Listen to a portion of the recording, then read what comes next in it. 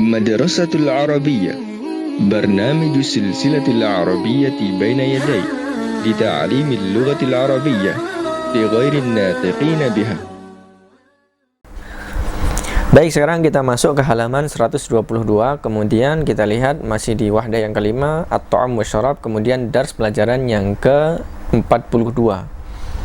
Kemudian kita lihat judulnya adalah al-aswat wa fahmul masmu'. Al-aswat artinya adalah suara-suara, kemudian wa dan fahmul masmu' artinya adalah memahami yang didengar. Kemudian kita lihat di bawahnya, awalan yang pertama adalah al-aswat, yaitu suara-suara. Kemudian huruf qaf di situ, maksudnya di sini adalah huruf qaf, tentang huruf qaf. Kemudian at-tadribul awwal, latihan yang pertama, istami' wa a'id, silahkan disimak kemudian ditirukan. Baik, sekarang silahkan didengarkan kemudian ditirukan. At-tadribul awwal, istami' wa a'id. قيس قاسم قليل برتقال قهوة. Kemudian kita masuk ke at-tadribus tsani, latihan yang kedua, perintahnya sama, yaitu istami' wa a'id, silahkan disimak dan ditirukan. Silahkan didengarkan kemudian ditirukan. At-tadribus tsani, istami' wa a'id. قدر كدر قدحا كدحا قالوا كالوا قلم كلم قل كل أكبر أكبر رقاب ركاب نقير نكير تقديرا تكديرا اقتنى اكتنى حق حك برق برك سلق سلك مشرق مشرك فلق فلك. Kemudian kita masuk ke at-tadribus tsalits, latihan yang ketiga, perintahnya sama, yaitu istami' wa a'id, silahkan didengar kemudian ditirukan. Silahkan didengarkan kemudian ditirukan. التدريب الثالث، استمع وأعد.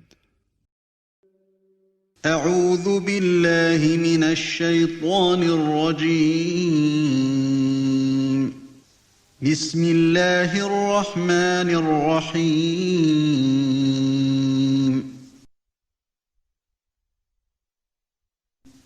قل أعوذ برب الفلق من شر ما خلق ومن شر غاسق إذا وقب ومن شر النفاثات في العقد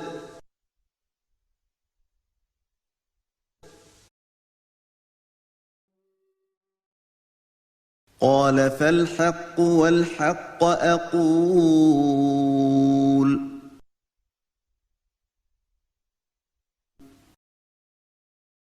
وإبراهيم إذ قال لقومه اعبدوا الله واتقوه ذلكم خير لكم إن كنتم تعلمون.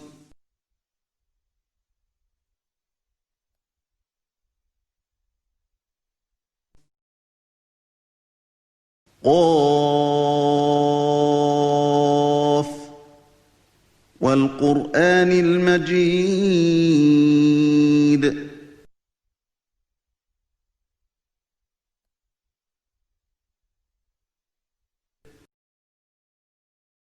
القارعة ما القارعة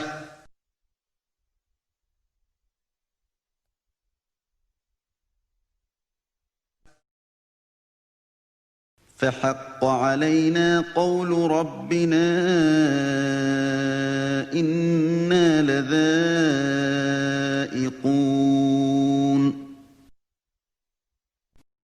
Baik, sekarang kita selesai dari halaman 122, kita masuk ke halaman berikutnya. Baik, sekarang kita masuk ke halaman 123, kemudian masih di wahdah yang sama dan judul yang sama dan juga dars yang sama. Di sini tsaniyan, yang kedua, fahmul masmu', yaitu memahami yang didengar. Kemudian at-tadribul awal, latihan yang pertama, istami' tsumma dha'ir raqma fil murabba'il munasib. Simaklah, kemudian letakkan nomor di kotak yang sesuai. Silahkan didengarkan, kemudian nanti mana yang cocok dengan gambarnya, silahkan ditulis nomornya di kotak warna putih yang pojok kiri bawah. Baik, sekarang silahkan didengarkan, kemudian silahkan ditulis nomornya. التدريب الأول. استمع ثم ضع الرقم في المربع المناسب. 1. أنت سمين جدا.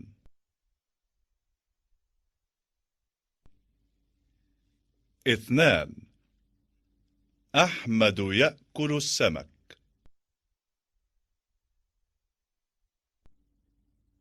3.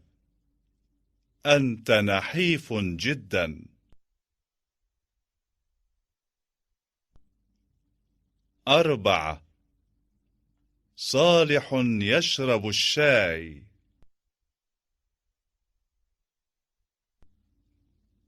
5. الفاكهة على المائدة.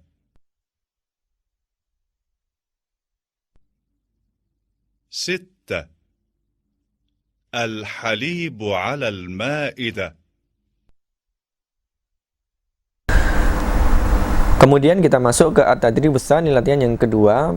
Perintahnya adalah istami' tsumma dha'ir raqma fil murabba'il munasib. Simaklah, kemudian letakkan nomor di kotak yang sesuai. Ini sama dengan tadrib yang pertama. Silahkan dikerjakan, kemudian diletakkan nomor di kotak yang sesuai.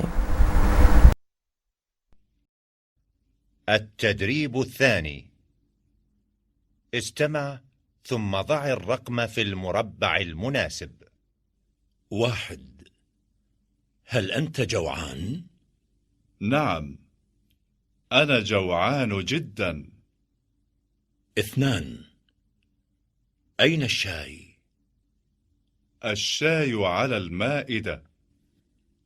3. ماذا تفضلين من الفاكهة؟ أفضل العنب. 4. هل تشرب القهوة؟ لا، أفضل الشاي. 5. ماذا تأكل في الفطور؟ آكل السلطة والفاكهة.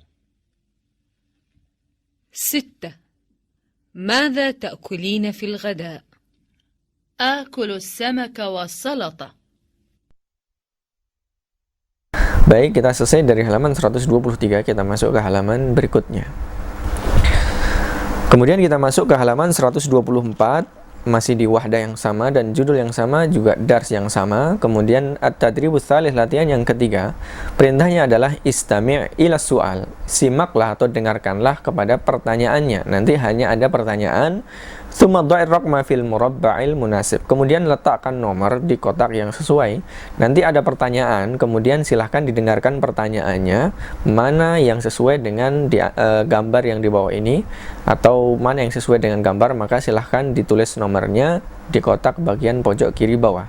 Baik, sekarang silahkan didengarkan pertanyaannya, kemudian ditulis nomornya yang sesuai. التدريب الثالث. استمع إلى السؤال ثم ضع الرقم في المربع المناسب. 1. ماذا تأكل من الطعام؟ 2. ما وزنك؟ 3. ماذا تشاهد؟ 4 ماذا تشرب؟ 5 ماذا تطلب؟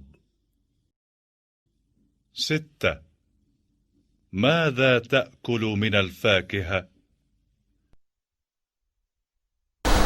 Kemudian kita masuk ke at-tadribur rabi', latihan yang keempat. Perintahnya adalah istami' ilal jumal.